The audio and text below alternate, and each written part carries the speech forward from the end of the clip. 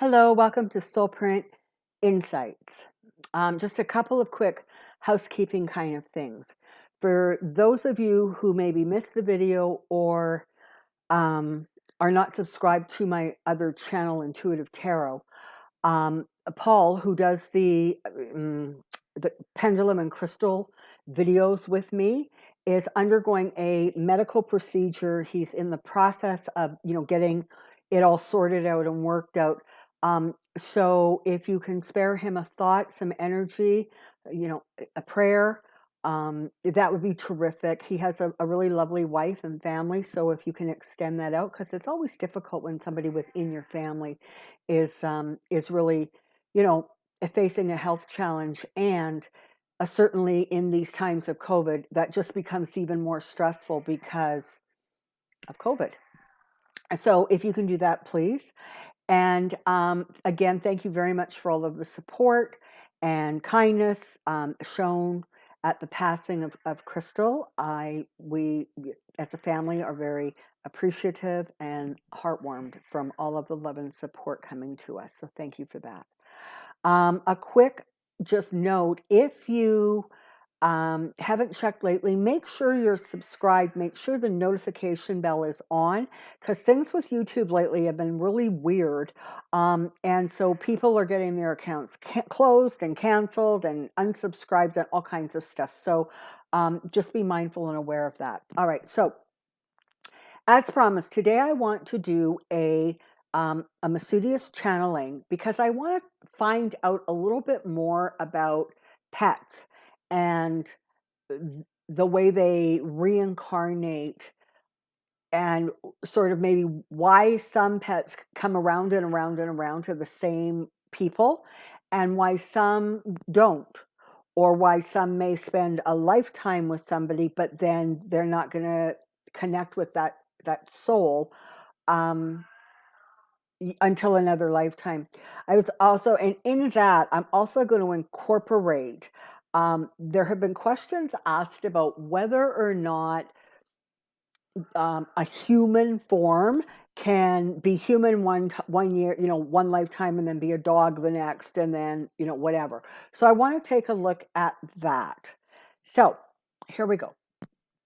Masudius, we reach out to you at this time and we're asking for information on two related subjects. One, the idea of a soul going from human to animal incarnations, and two, the connection with humans and their animals, their pets, and how that works and why it works, and etc. So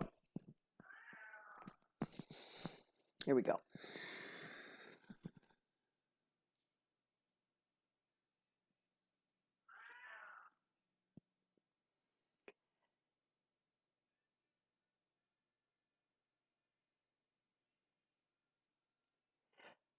Thank you ever so much. We're really, again, delighted to be given this opportunity to pass along our insight and knowledge to you and share with you in the experience of the evolution.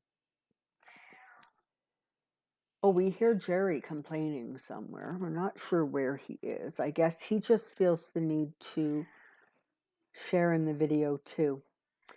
So let's first address the whole animal-human situation and how that came out and how it came to be. There was a period of time, in fact, there were several separate periods of time where there really was the ability to merge. It was not even so much the soul as much as it was the physical limitations were not so firmly established and separated into categories. And there was experimentation that went on in other civilizations. And as that situation evolved, there was a decision made that the two should be kept separate, particularly in this time and space and environment. But we will tell you that those beings who are often attributed to fantasy have all in your plane existed at one point or another.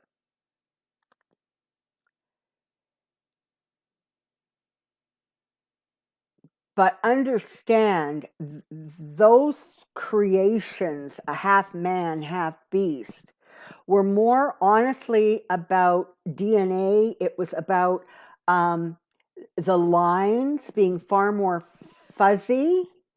And you must understand, in the beginning, as people, as souls were deciding to start jumping into physical form, they were able to jump easily and quickly without sort of any fuss. And so it was not, there, the lines were not so clearly divided. And so it was very easy for these kinds of experiences to take place. And there may even be some out there who have memories or recalls of being sort of one thing with two very distinct or separate parts. That practice has come under, it has been stopped because it had become something almost of a parlor game, as opposed to something where people were going to be able to actually learn from the experience, or sort of experience an altered reality within an environment. So, and now going forward, we have a distinction between souls who are in incarnating in human form versus souls that incarnate in animal form. And I understand in many, many ways, those that incarnate in animal form are in many ways far more advanced because they operate almost exclusively from a place of love. And whether that is the family pet, or whether that is an animal who is used for food production, they come willingly and they give their life, or they surrender their life willingly for the greater good.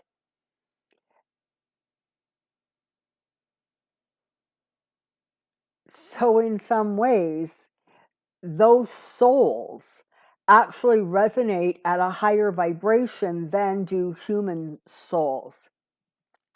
Many people sort of think, well, if you've been an animal long enough, maybe you can become human. And while it does not necessarily happen, it certainly happens in a very minimal way. It's more likely that you would be human in human form for multiple lives and then actually come back as an animal, because they vibrate at a higher vibration, a higher frequency.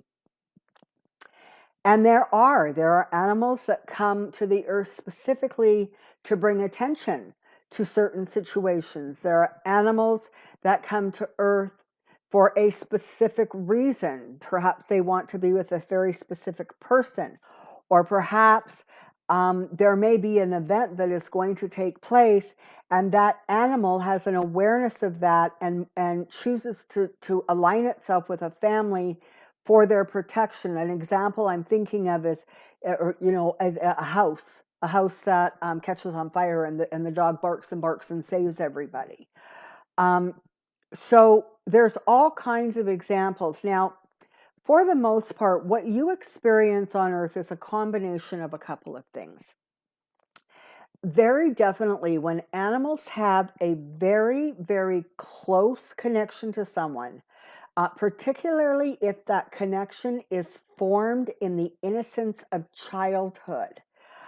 That animal will often choose to return. Now, it is not often that you are given very specific information from the animal about what that looks like or what that's going to be or the timing, etc., because that information really is held in a place that in many ways is very hard to access. So,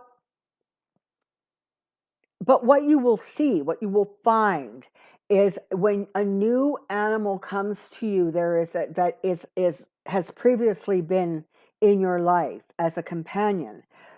There will be similarities. There will be something about the energy. There will be mannerisms, behaviors, something that sort of triggers you, and you think, oh my goodness, like that, this animal is doing something exactly like that one did, and it's so similar, or they react the same way to certain stimulus. So there are clues and signals that you can get that the animal has specifically returned to you, and be aware of the fact that very often these animals will in and of themselves be in very interesting sort of journeys to get to you. So you may think that an animal can only return to you in infancy, as a puppy, as a kitten. But in fact, there are some that come to you after having experienced a life experience in a physical reality in a sort of a certain way. So you need to be mindful of the fact that they may return to you at 2 or 3 or 5 years old. So there is that awareness. There is something that we refer to in other channelings called the golden heart ribbons or golden heart lines. And these are the lines that connect heart to heart between humans. That sense of them being in your heart, carrying people in your heart, holding them with love in your heart. Those connections can be very, very strong. And those connections are not held in place by time, space, dimension, or vibration. So you can have a heart line that literally is connected to somebody in another dimension, and the heart line is still there. There is still that connection. Well, those heart lines are also in place, but with humans and their animal companions.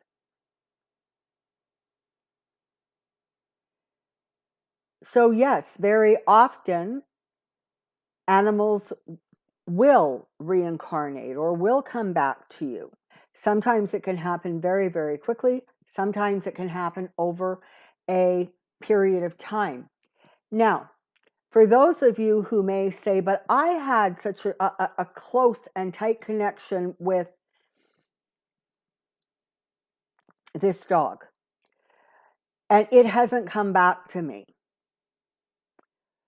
Well, there can very often be a couple of reasons. First of all, you may not be ready to have another animal come into your home. You may not just have the will or the desire to sort of have to say those kinds of painful goodbyes again. But oftentimes it is because an animal comes in for a very, for a specific person or a specific intention. Maybe that creature came to help teach you a lesson or understand something, come to terms with something. So animals can arrive as a support system. They can be a comfort. They can come for, they can return to a family for one person, but ultimately end up bonding with another member of the family. Certainly animals that come to very young children very often come to help the child learn about unconditional love, about responsibility, about respect and mindfulness for other creatures. So there are lessons, there are experiences that are desired between a human and an animal companion. And you will say, well, then why would a dog come back to a lifetime where they're in a puppy mill, or they're going to be, you know, for somebody's amusement, as opposed to going into an environment where it is loving and compassionate, going into an environment where there is abuse or harm. And these questions are very hard to answer with a single phrase or sentence. Very often, animals who are abused come back in the hope of shedding light on a certain behavior, or perhaps even in an attempt to connect with a troubled human, a troubled soul, so that perhaps they can unlock that part of their heart that they have so locked down that they don't even see creatures as really having any value.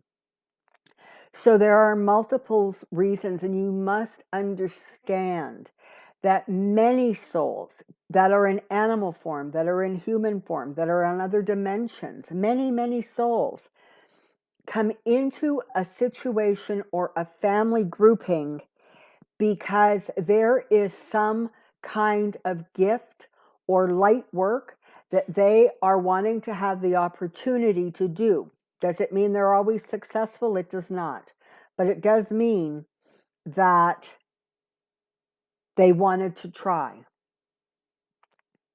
which often explains how come humans may very well end up in families where there is the horrors of abuse, mental, physical, sexual, emotional.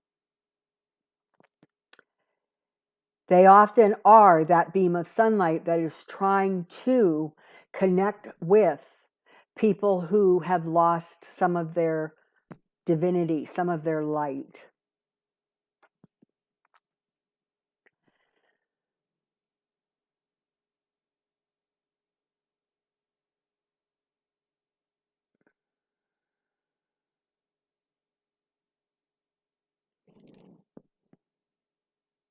There are times where you will be given a bit of a heads up. There are times where it will simply be this incredible sense of familiarity. Sometimes the connection is simply, I must have this animal. This is the one I want.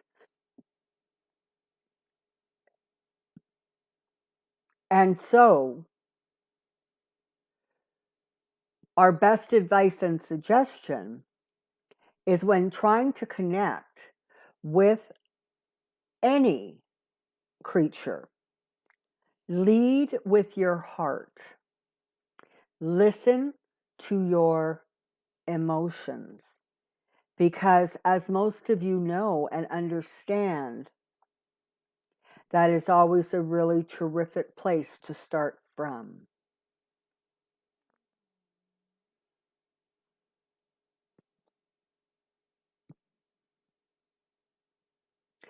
One final thing. For those who have lost a companion and grieve so hard and grieve so long, even if that animal was wanting to come back to you, your unyielding attachment to its previous incarnation very often can prevent them from being able to come back because you haven't let them go. And in some extreme cases, you are actually holding that soul to the earth. And it must go through a process to try to detach and move forward.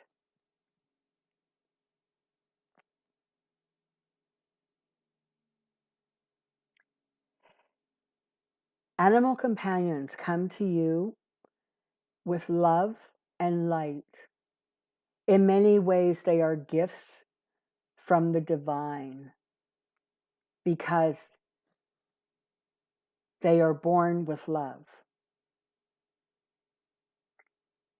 Sometimes that promise is fulfilled in ways they couldn't even have imagined, and sometimes that promise is broken.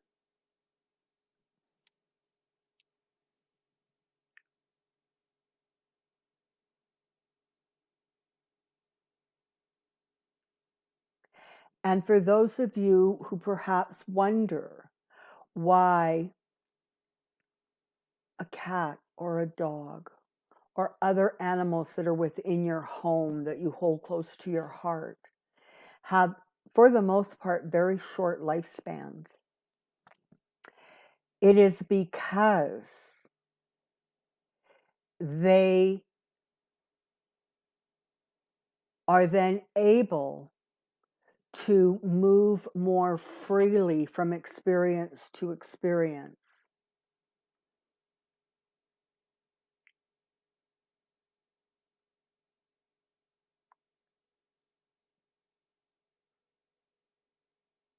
You may also ask why certain animals are born with deformities or defects. And again, it can be something they take on, the soul chooses to take on, because there is that opportunity to receive compassion and understanding from those who may choose to bring them into their world. And sometimes the deformities and the defects are simply made available so that that soul, the soul of the animal, can choose to leave more quickly.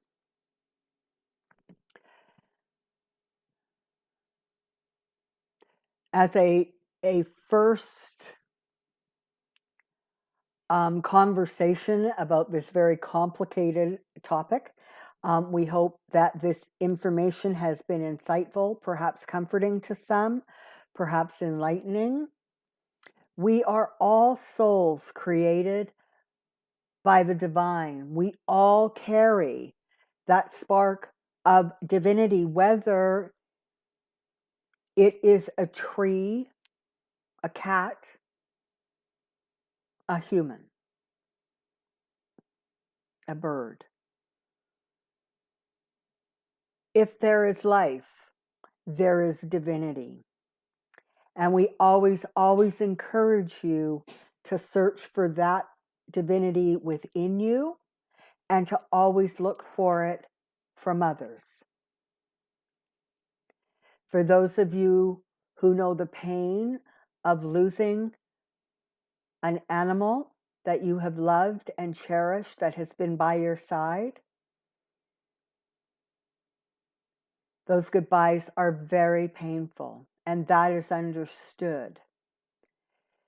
In some cases, they are balanced by the degree of love. So sometimes the more powerful and passionate and enduring the love, the harder is the goodbye. And may there be comfort from knowing and understanding that they never truly leave. And they are available to you. But you must not hold them against their will. We thank you for the opportunity to share these insights And we remain at this time Masudius.